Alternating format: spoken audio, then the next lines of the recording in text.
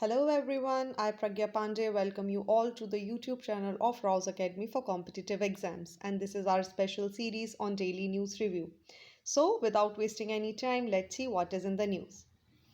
And the first article is very important where it is talking about GS paper 2 polity और बात की जा रही है the 30 करोड़ missing voters। और इसमें से जो सबसे ज़्यादा मिसिंग वोटर्स हमारे पास देखने के लिए मिले हैं they are mostly young, urban और माइग्रेंट्स।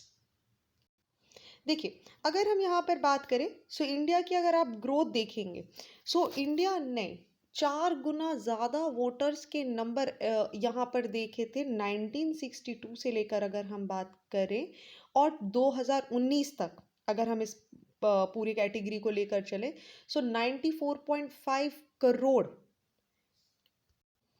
वोटर्स यहाँ पर देखे गए but almost 1/3 of them stayed away from the exercising there franchises in the last Lok Sabha poles. मतलब अगर हम बात करें तो इस पूरे में से 94.5 करोड़ जिन वोटर्स की हम यहाँ पर बात कर रहे थे इनमें से लगभग 30 करोड़ वो व्यक्ति हैं जिन्होंने अपने इन वोटिंग अधिकारों का यहाँ पर उपयोग ही नहीं किया लोकसभा इलेक्शंस में, और ये कंपेयर किया जा रहा है 2019 में। So, with a voter turnout of 61.1% in the 2019 Lok Sabha polls, India ranked 74th among 162 countries analytics. So election commission of India भी इस सारे डेटा के रिलीज होने के बाद इलेक्शन कमीशन ऑफ इंडिया ने ये नोटिस किया कि कुछ बहुत सारे महत्वपूर्ण कदम हमें यहाँ पर लेने की आवश्यकता है।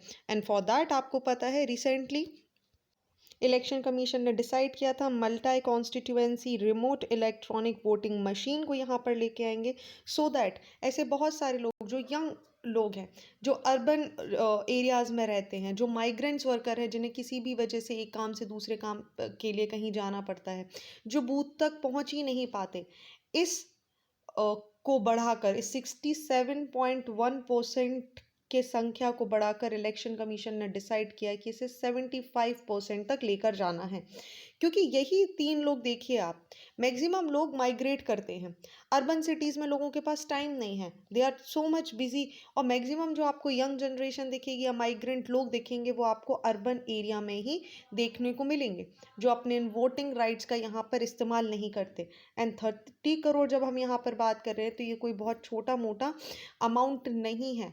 आप बड़ी बड़ी कंट्रीज़ देख लीजिए, बड़ी बड़ी कंट्रीज़ को अगर आप देखेंगे तो ऐसी बहुत सारी कंट्रीज़ हैं जिनकी सिर्फ पॉपुलेशन ही 30 करोड़ है और हमारे यहाँ 30 करोड़ वो लोग हैं जो इस राइट का यहाँ पर यूज़ ही नहीं कर रहे।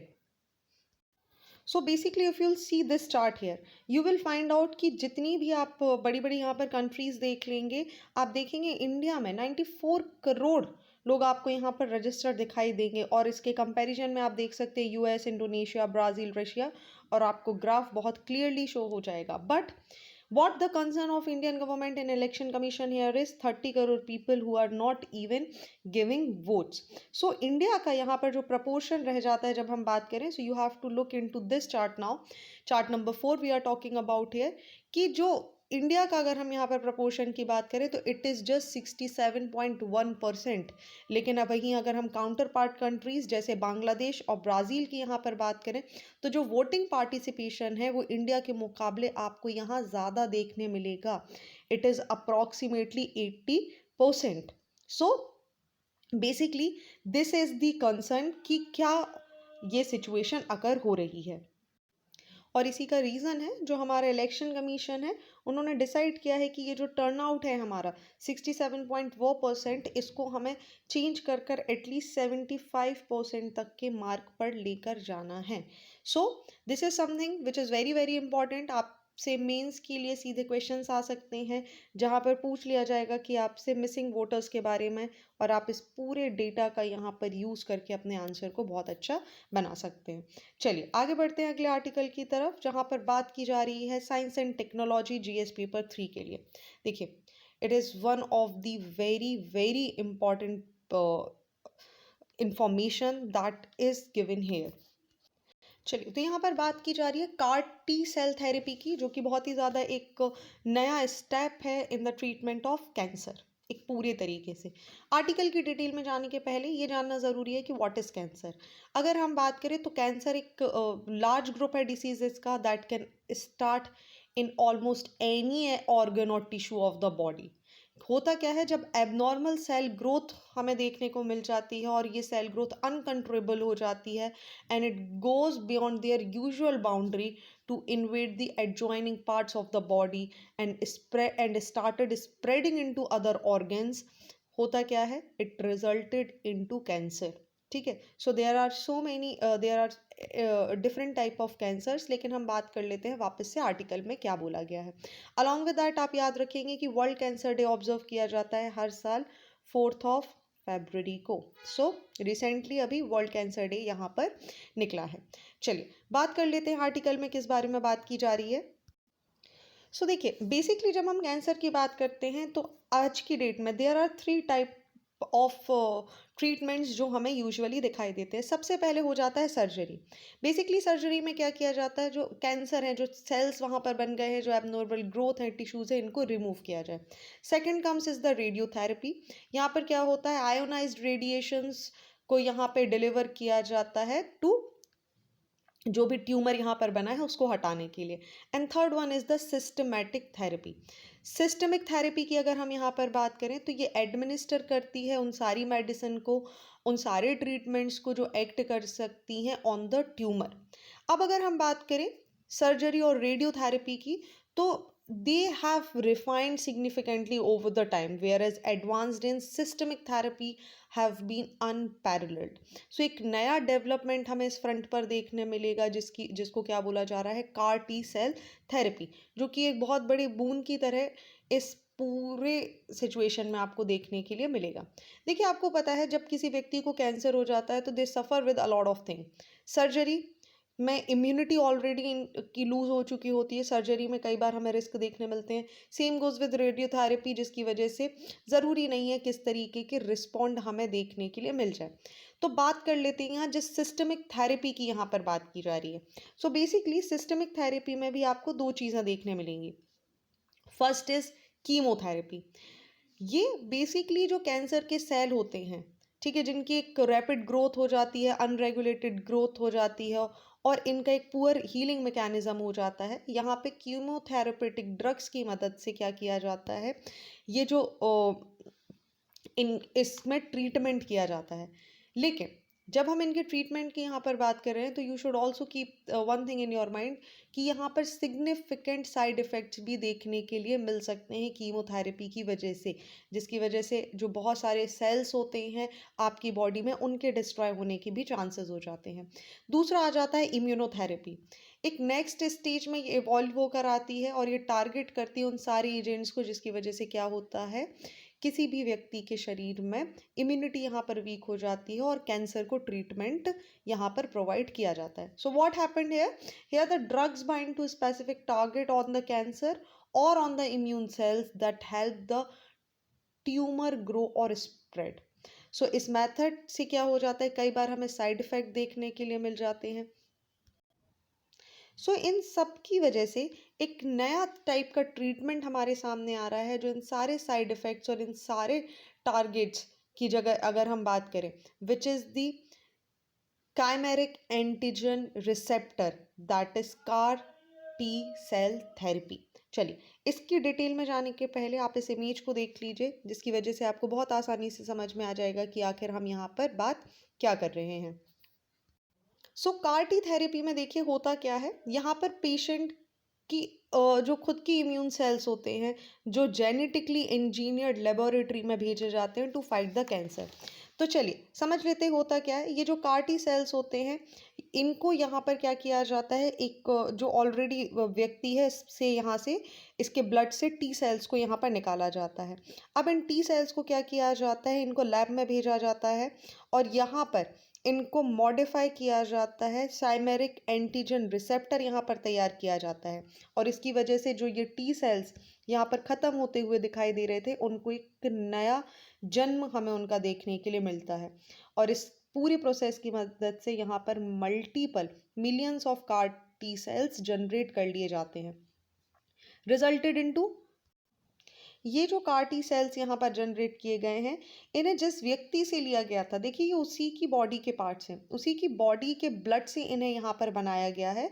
एंड फाइनली जब मल्टीपल टी सेल्स यहाँ जनरेट किए जाते हैं तो इसको अगेन सेम पेशेंट में इंसर्ट कर दिया जाता है, रिजल्टेड इनटू ये जो टी सेल्स होते हैं, ये जो कैंसर कॉजिंग सेल्स को यहाँ पर क्या कर देते हैं, they started destroying them. All right, so this is basically how the CAR T cell therapy works.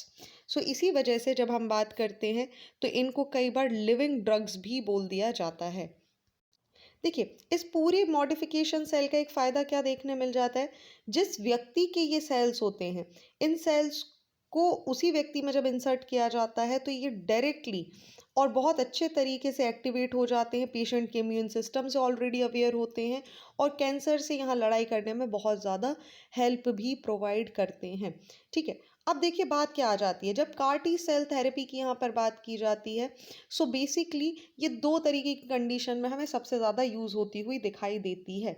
एक तो आप देखेंगे, सो जो ल्यूकेमिया के कैंसर केसेस होते हैं, ल्यूकेमिया देखिए समझ लीजिए क्या होता है, ये एक तरीके का कैंसर होता है जहाँ पे blood forming tissues including the bone marrows are included.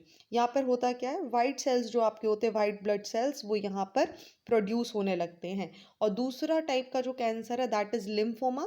Lymphoma एक कैंसर का टाइप होता है जहाँ पर जो आपका लिम्फेटिक सिस्टम है विच is a part of the bodies germ fighting network, यहाँ पर कैंसर हो जाता है। रिजल्ट क्या होता है, अभी तक जितनी भी टेक्नोलॉजीज को डेवलप किया गया है उसमें कार टी सेलेपी जो है वो इन दो टाइप के कैंसर्स में लड़ने में सबसे ज़्यादा हेल्पफुल रही है। इन दो टाइप की कंडीशंस में नोटिस किया गया है कि इसके रिजल्ट्स बहुत ही ज़्यादा अच्छे हैं।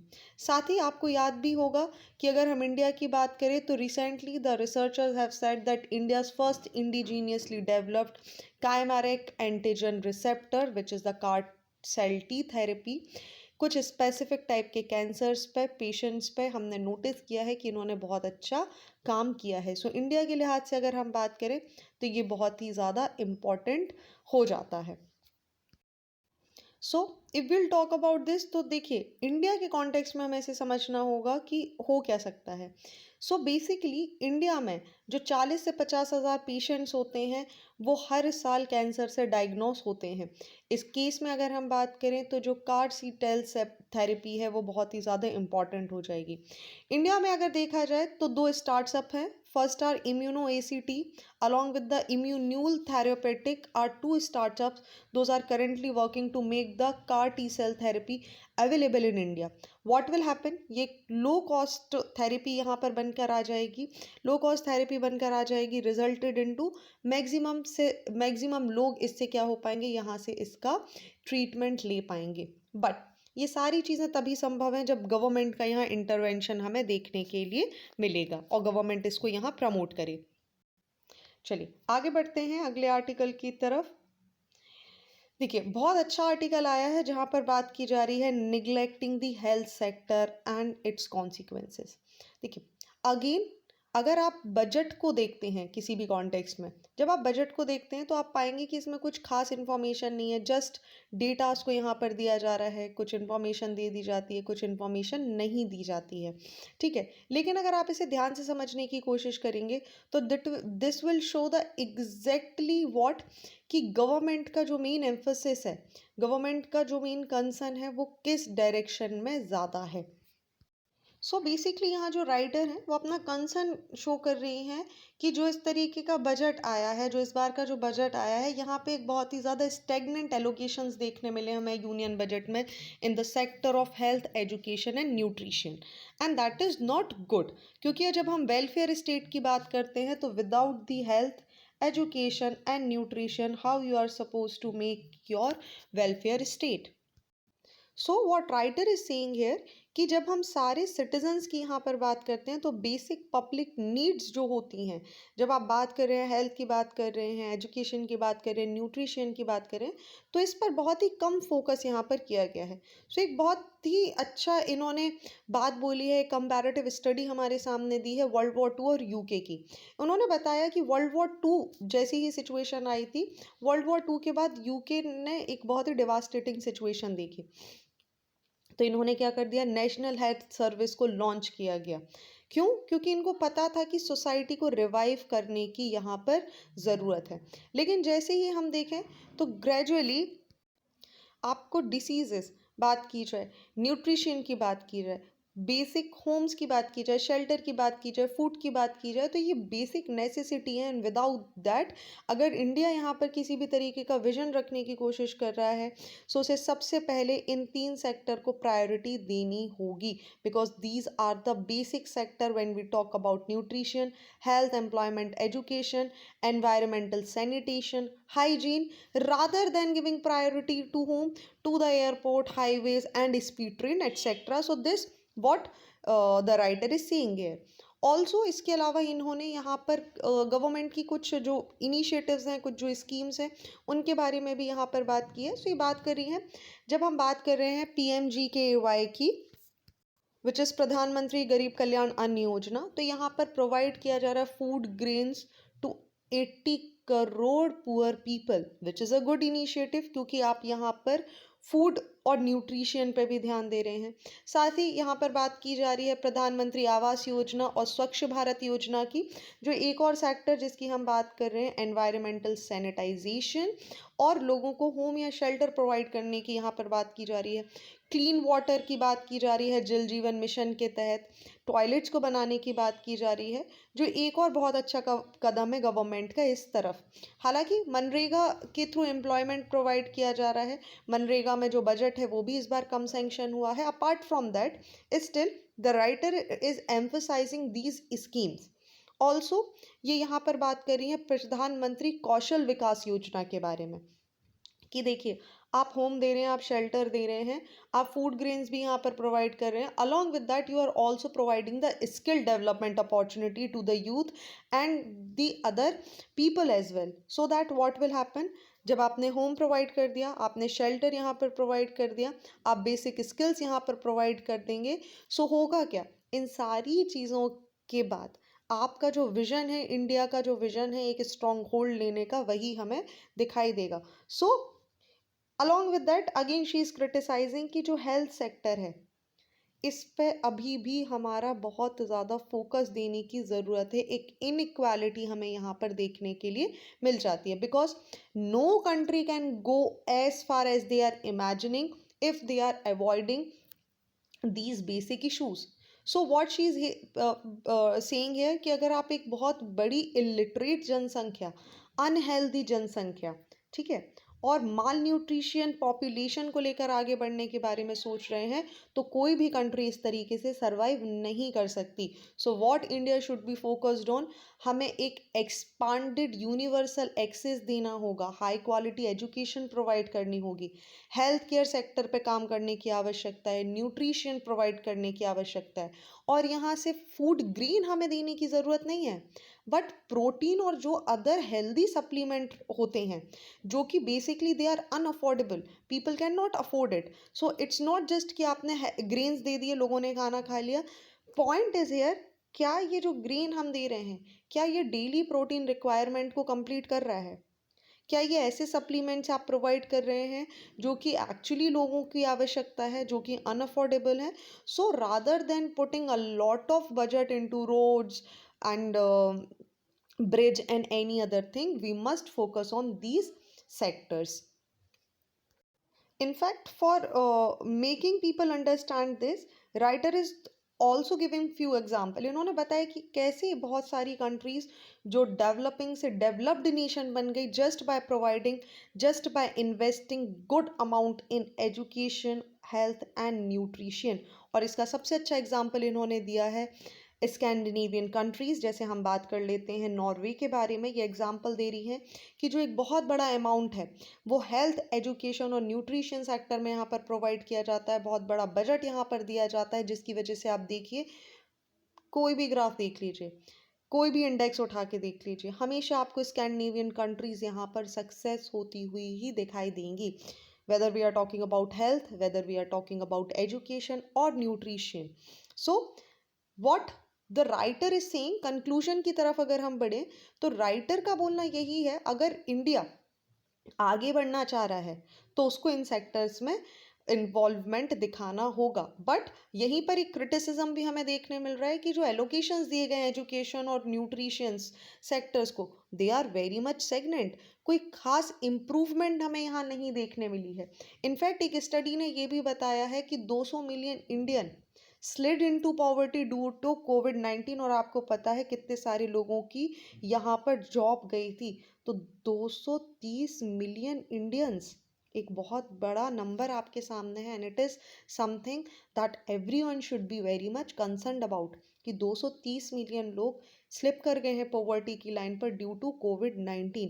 AICR की एक रिपोर्ट आई थी जिसने शो किया है that abysmal state of education means class 5th students, जो कि अभी रिसेंटली ही हमने इस रिपोर्ट को डिस्कस किया था, जिसने बताया था जो क्लास 5 के बच्चे हैं वो पढ़ने में भी सक्षम नहीं है।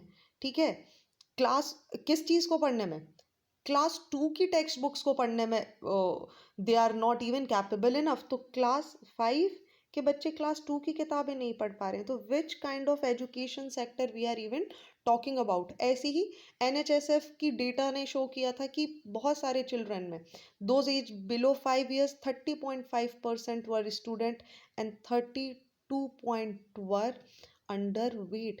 तो आप देखिए, आप एक तरफ बात कर रहे हैं कुपोषण मुक्त भारत की, लेकिन अगर आप रिपोर्ट्स और डेटा को देखें तो data is not lying anywhere.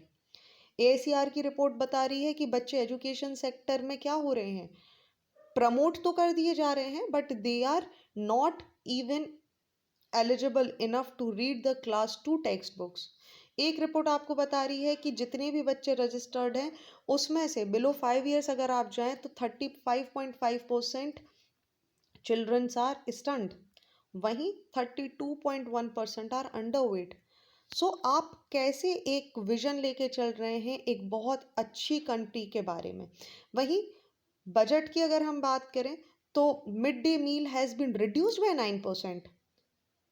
तो even as data shown a shift in enrollment from private to public schools.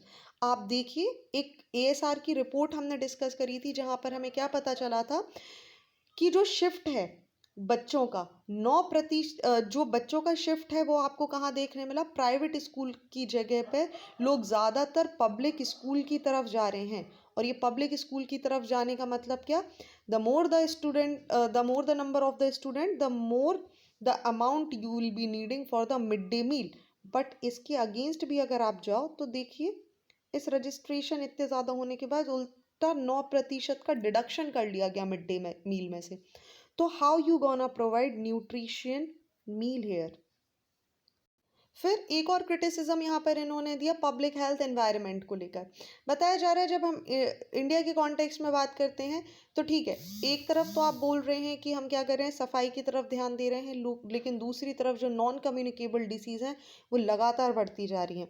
Along with that mental health की इश्यूज आपको लगातार देखने मिल जाएंगे। इसकी वजह से क्या हो रहा है, ये जो लोड है ये गवर्नमेंट के ऊपर ही आ रहा है।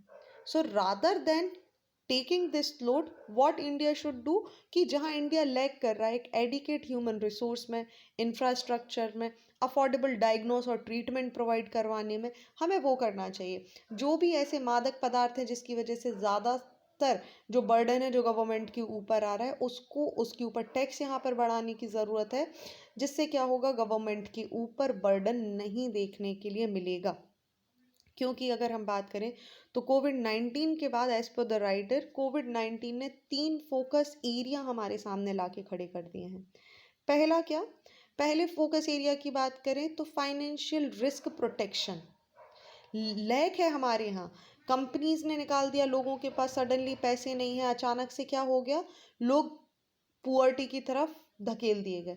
दूसरा अगर हम यहाँ पर बात करें तो दूसरा पॉइंट निकल के आ जाएगा हमारा प्राइमरी हेल्थ सिस्टम, जो कि कोविड-19 ने प्रूव कर दिया है कि अगर किसी भी तरीके की सिचुएशन आ जाए, कैलेमिटी आ जाए, तो India is not prepared for it.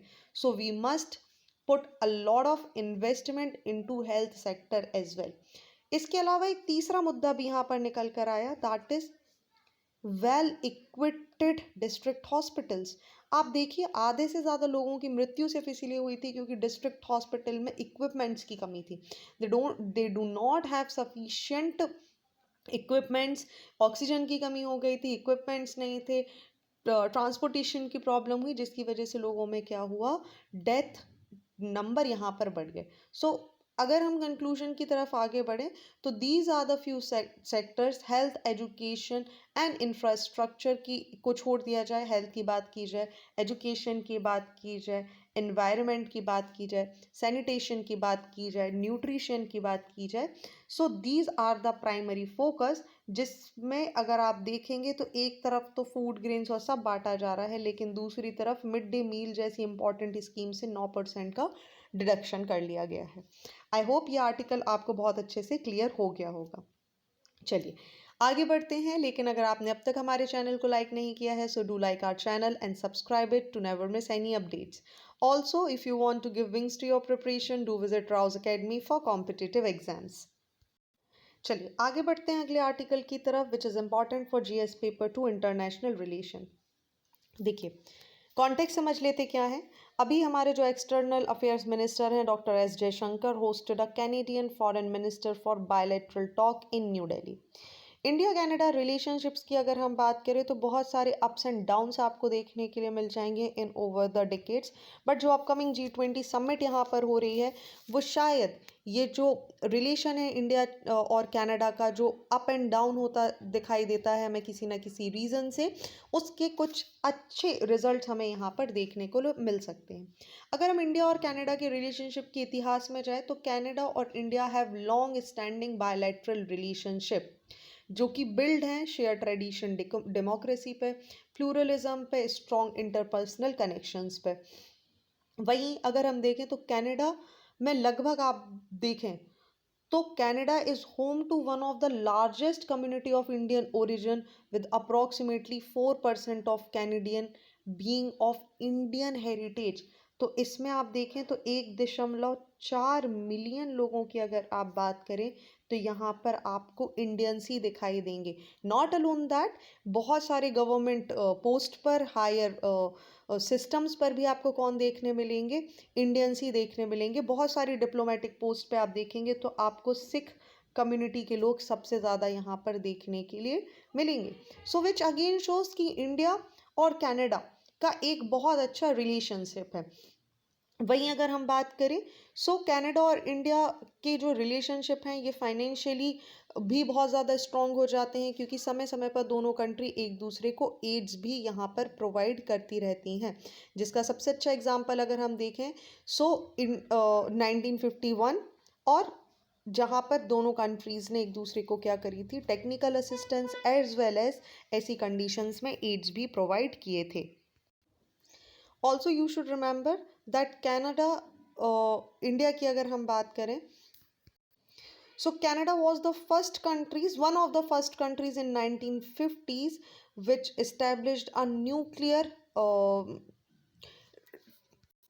Cooperation with India. Civil nuclear cooperatives की अगर हम बात करें जिसे हम सिरस भी बोलते हैं, Canada India reactor utility services यहाँ पर बनाई गई, रिसर्च रिएक्टर इस्टेब्लिश किया गया और reactor was supplied by Canada in 1954। आप देखिए ये वही टाइम है जब इंडिया को न्यूक्लियर टेस्ट करने के लिए इतना ज़्यादा स्ट्रगल करना था, और इसी को सेट कहाँ किया गया था, बार्क में सेकंड न्यूक्लियर रिएक्टर के रूप में इस्टेब्लिश किया गया था।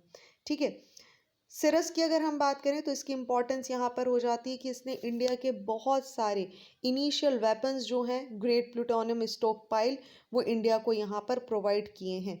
सो फॉर द 1974 पोखरण के बाद आप देखेंगे तो थोड़ा सा यहाँ पर सिचुएशन हमें टेंस होता हुआ दिखा, और इंडिया ने जैसे ही न्यूक्लियर टेस्ट किया, इस टेस्ट की वजह से इंडिया और कनाडा के बीच में जो टाइज हैं वो हमें गड़बड़ होते हुए नज़र आने लगे। Also if we will see, अगर हम हिस्ट्री देखें तो यहाँ पर आप देखेंगे 1980s जहाँ पर खालिस्तान जो मूवमेंट था ये अपनी चरम सीमा पर था। इंडिया ने बहुत सारे एविडेंस भी यहाँ पर प्रोवाइड करवाए कि देखिए ये जो सिख डायस्पोरा आप यहाँ पर देख रहे हो, ये जो खालिस्तान मूवमेंट यहाँ पर देखने मिल रहे हैं, ये पूरे के पूरे पाकिस्तान का किया धरा करतूत है, and Canadian intelligence should work upon it, but they did not listen to Indian agencies. और इसकी वजह से ये फील हो गए एक्सट्रीमिस्ट एक्टिविटीज़ को यहाँ पर रोक पाने में। वहीं अगर हम बात करें Babbar Khalsa International which is a terrorist organization, इन्होंने 1985 में एयर कनिष्का को बॉम्ब भी कर दिया। अगेन इंडिया ने भी यहाँ पर एडवांस इंटेलिजेंस दिया था कि this might happen, but again nobody listens to India and resulted into 300 से भी ज़्यादा लोग इंक्लूडिंग क्रूज यहाँ पर हमें उनकी डेथ देखने के लिए मिल गई। हालांकि आप देखेंगे एक बहुत बड़ी संख्या में इंडियन स्टूडेंट्स हैं, वर्कर्स हैं, वो कनाडा में जाते दिखेंगे। अपार्ट फ्रॉम दैट जो बायलैटरल रिलेशन है, जो डिप्लोमेटिक रिलेशन है, वो इस अटैक के बाद, क्योंकि कनाडा एक्सट्रीमिज्म के अगेंस्ट कनाडा ने कोई काम नहीं किया, वो आपको गड़बड़ होते हुए ही नजर आएंगे। हालांकि 2010 में then prime minister mister Manmohan Singh, उन्होंने यहाँ पर विजिट किया और एक एग्रीमेंट साइन किया on the civil nuclear cooperation. 2015 की पीएम मोदी की विजिट ने इन संबंधों को थोड़ा सा और स्ट्रॉन्ग होल्ड प्रोवाइड किया। Apart from all these ups and downs, ये G20 का समिट, G20 की प्रेसिडेंसी जब हम बात करें तो India is holding the presidency.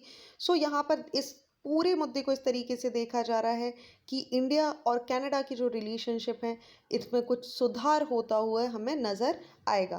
That we will definitely see in later on क्या प्रोग्रेस यहाँ पर होती है। ठीक है, चलिए। It's a time for current oriented one liners and first news is in discovery revealed Jupiter has 12 more moons. With this, the count of Jupiter moons increased to 92. Today, Jupiter has the maximum number of moons. Mukhyamantri Tirth Darshan Yojana, which was the scheme of Madhya Pradesh government, it was launched by the Madhya Pradesh government, and under this scheme, the senior citizen will be taken on a spiritual tour, wo bhi free of cost. Next, the Union Minister of Culture informed Lok Sabha about Museum Grant Scheme.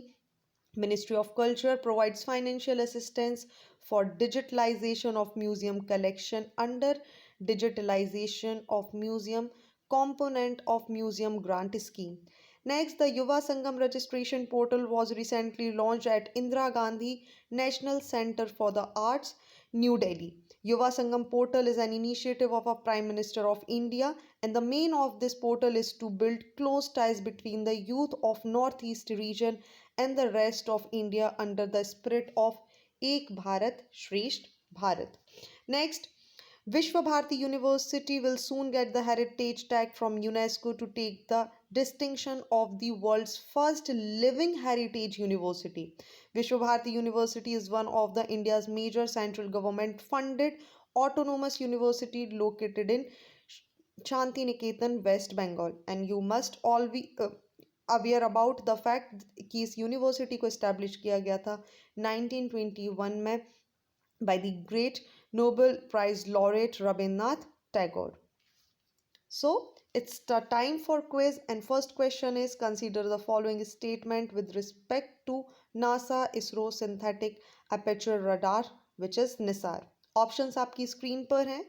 Next question is, with reference to green depth security, consider the following statement. ये दोनों ही अभी news में थे। Green depth security के कुछ norms यहाँ पे use किए गए थे, और निसार नासा का जो इसरो सिंथेटिक अपर्चर रडार है ये भी न्यूज़ में था, and we have already discuss that in our previous video. आपको मुझे कमेंट सेक्शन में बताना है कि इनका सही जवाब क्या होगा, and stay tuned with us to know the correct answer.